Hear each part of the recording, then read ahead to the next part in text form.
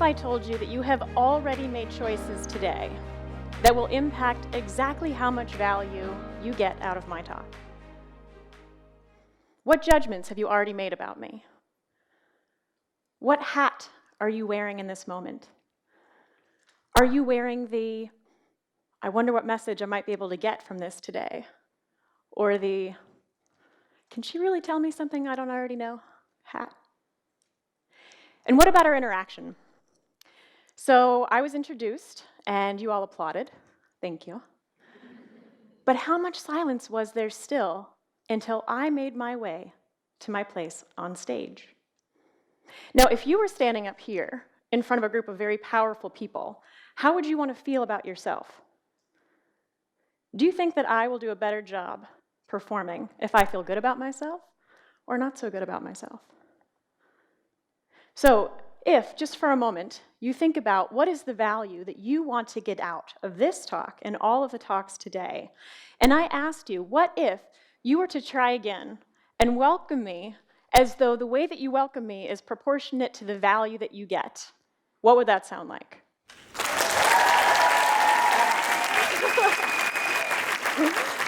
Woo, all right. Thank you. Thank you for that. I would love it if you do that for every single speaker that comes up here on stage. I want you to clap and cheer for her like she is Brene Brown or Sheryl Sandberg or Katika Roy. One of us is Katika Roy. Okay. Now you're thinking, okay, sure, Laura, maybe I've made some choices that impact how much value I get, but so have you. Yes, absolutely. How much have I prepared? How much have I really thought about you as my audience? How much have I really honed a message that I want you to hear from me today? And even though just a moment ago I got you cheering for me already, that was a record. That was like 60 seconds in. Just kidding.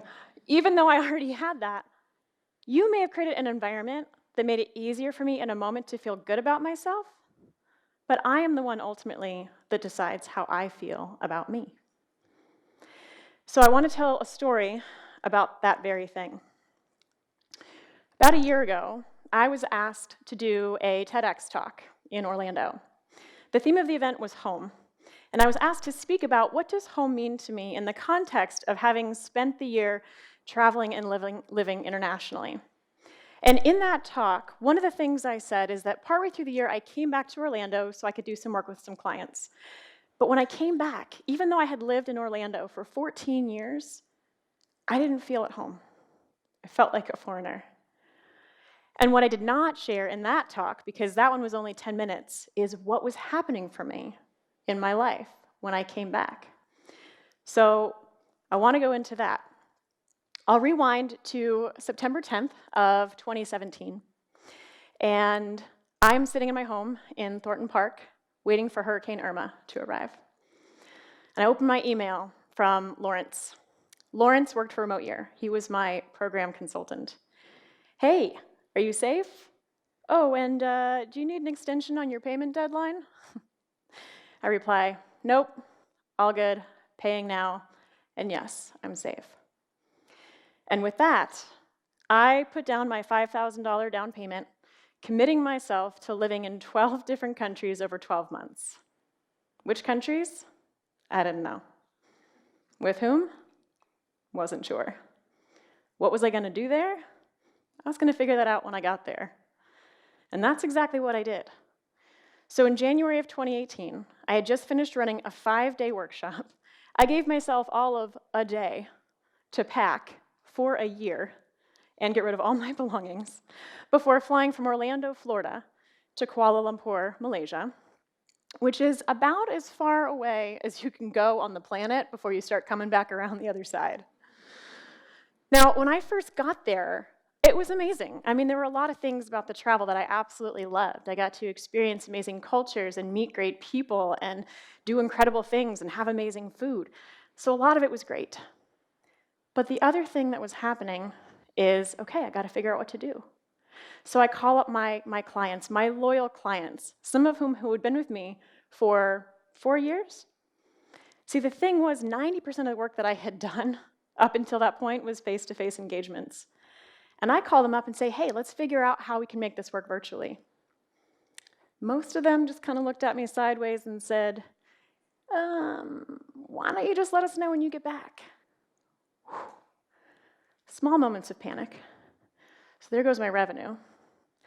And then my significant other, who I thought I was going to marry, he had come with me, he began to cycle and struggle with his mental illness, and he became suicidal. And I'd never dealt with that before. And in an attempt to try to keep things together with my business, I decide, okay, let's build a membership site. Now, this is an area of business, being someone who is a speaker and a psychologist and works face-to-face with people. This is not an area that I knew what I was doing. It wasn't an area that I particularly enjoyed. But then we had a glimmer of hope. And one of my clients said, hey, once you build this thing, I'll put my whole organization on it. Awesome. So I sold a product before it was even built. Great. That meant I accelerated the timeline. So here I am in Asia, and I'm working ridiculously long hours every day. And then at night, because of the 12-hour time difference, I'm also coaching the few clients that did stay with me.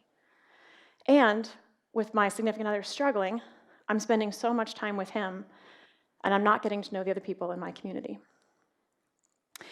And then within the span of just a couple weeks, we fly from Asia to Northern Africa.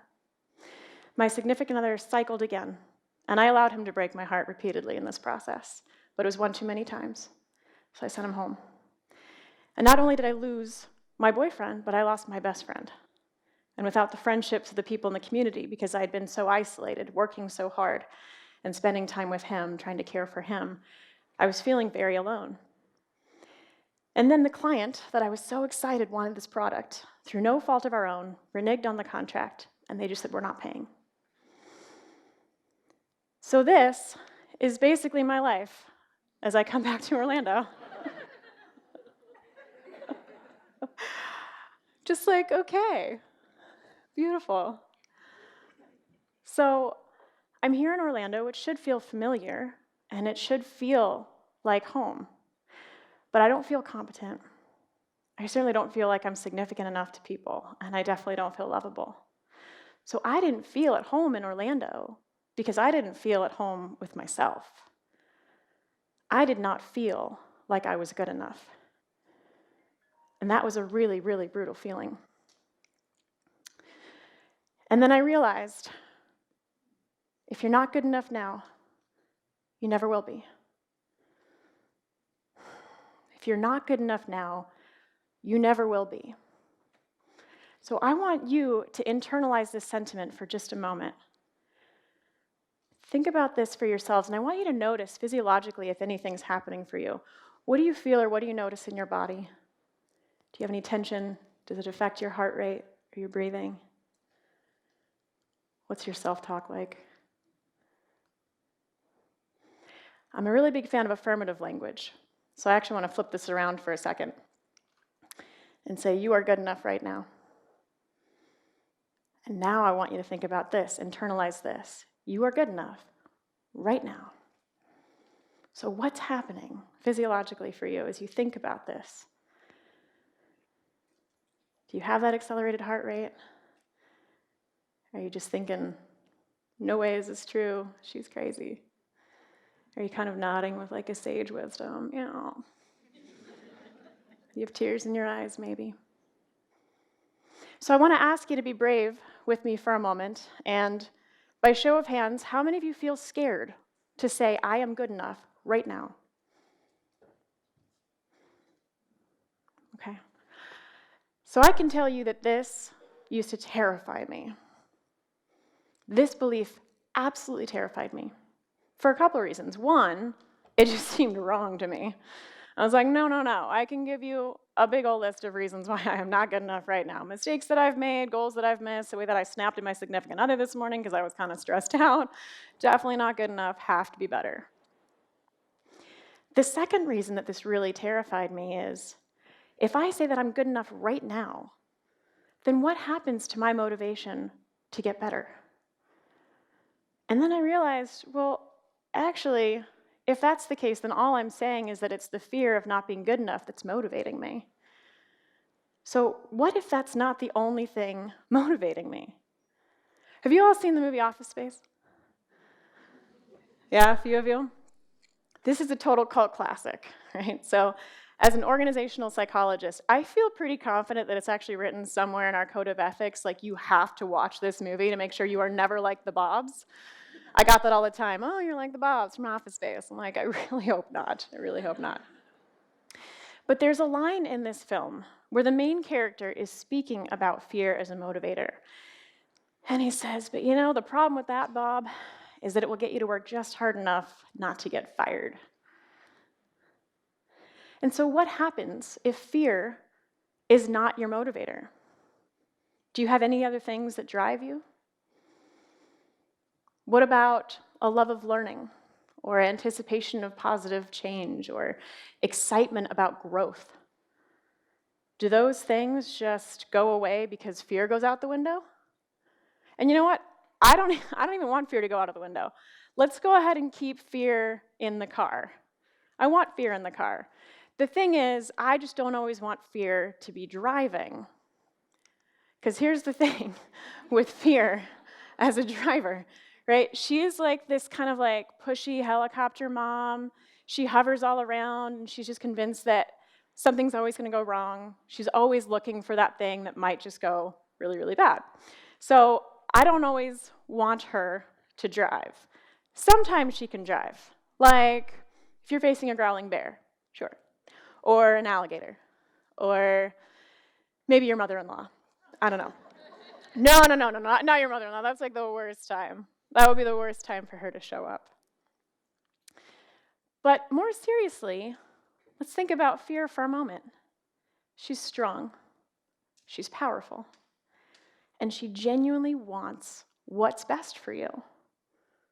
Let's honor that. That's great. I don't want to get rid of fear. Let's keep her in the car. I just don't think that she's the only driver.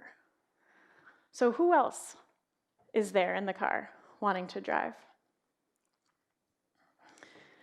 I might call her Love, or Law, for love and acceptance. She's a driver too. And apparently she's British, right?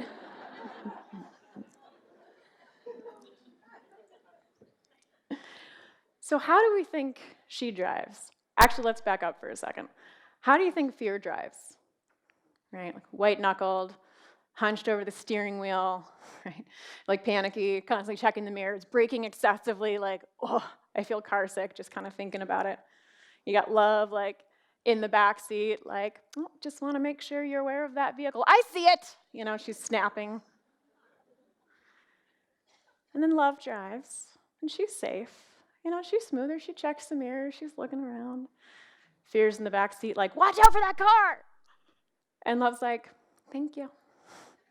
Just all sweet, right? You get the idea. So you have these voices in your car, in your mind, and you get to choose which one is driving. So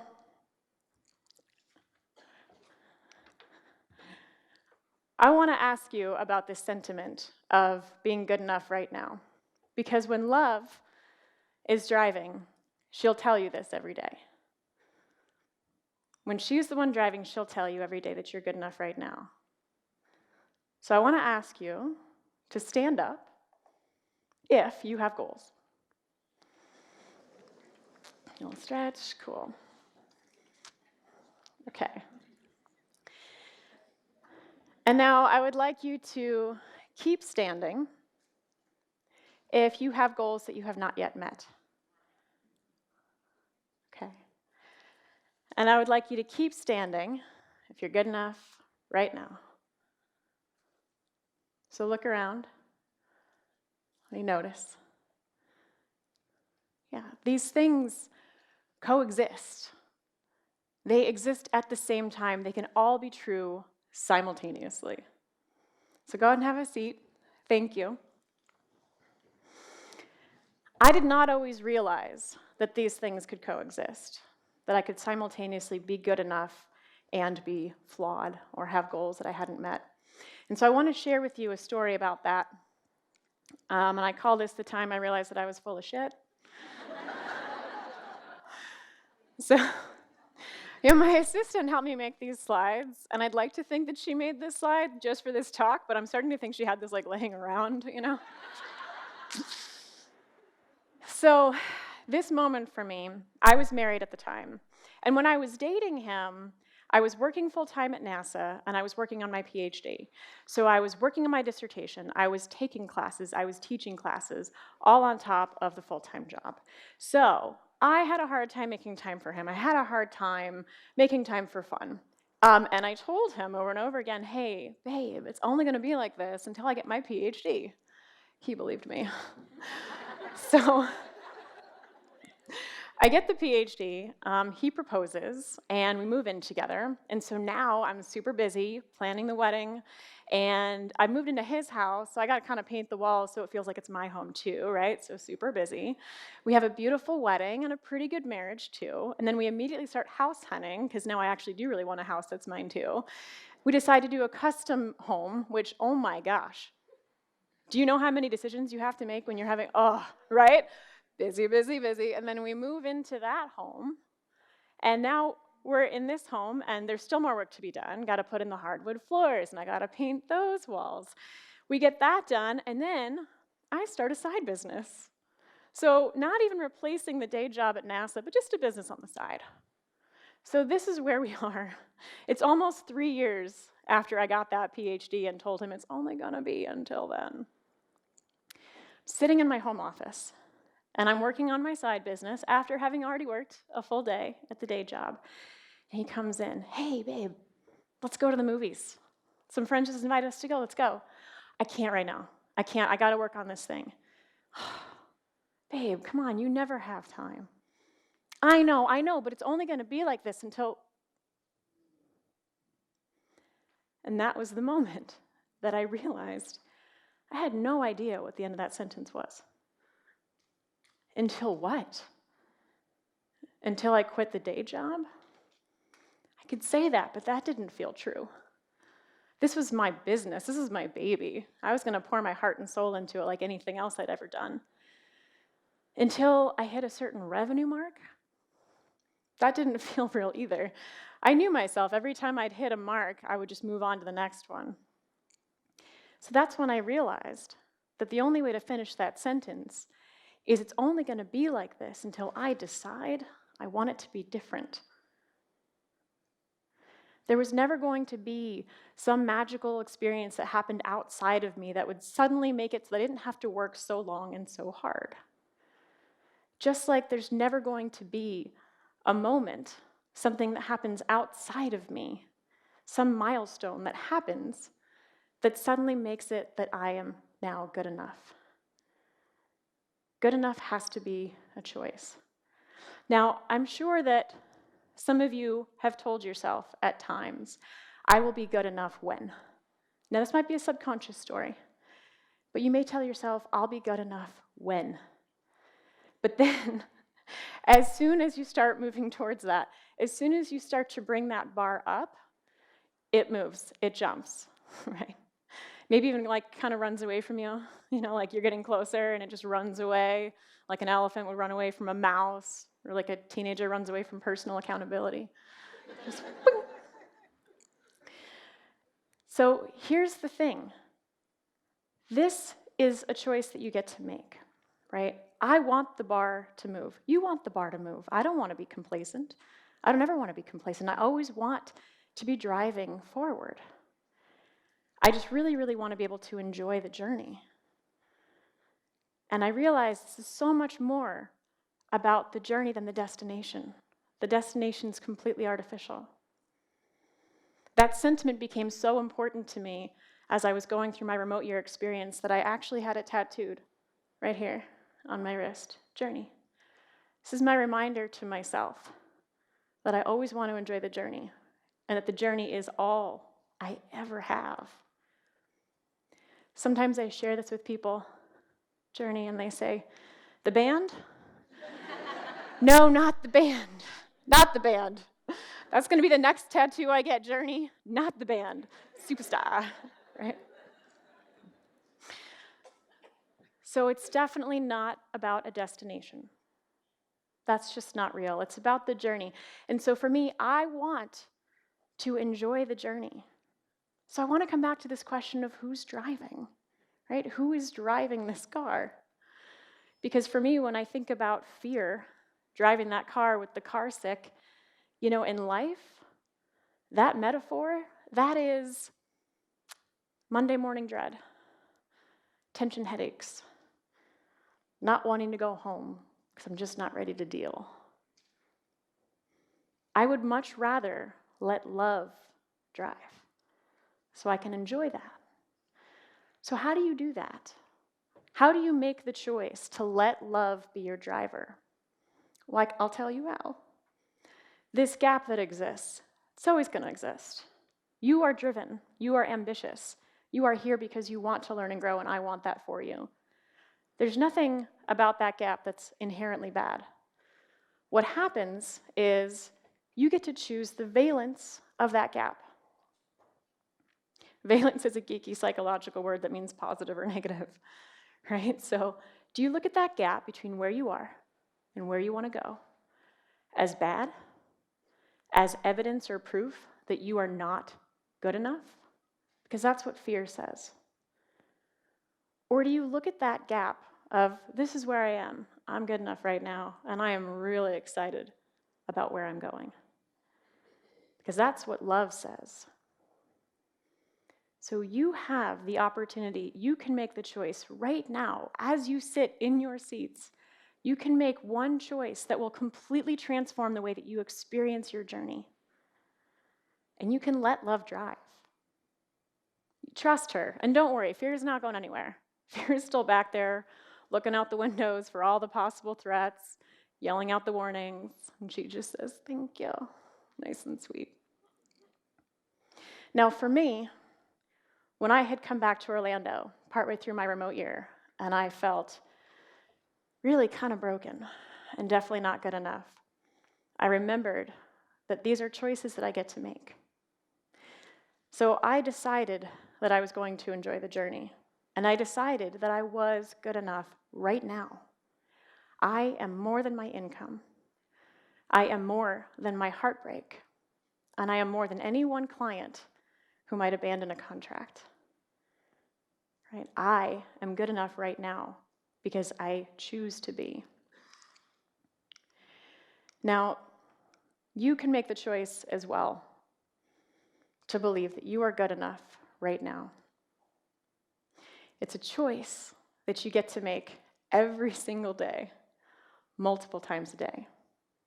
And you can start right now. Thank you.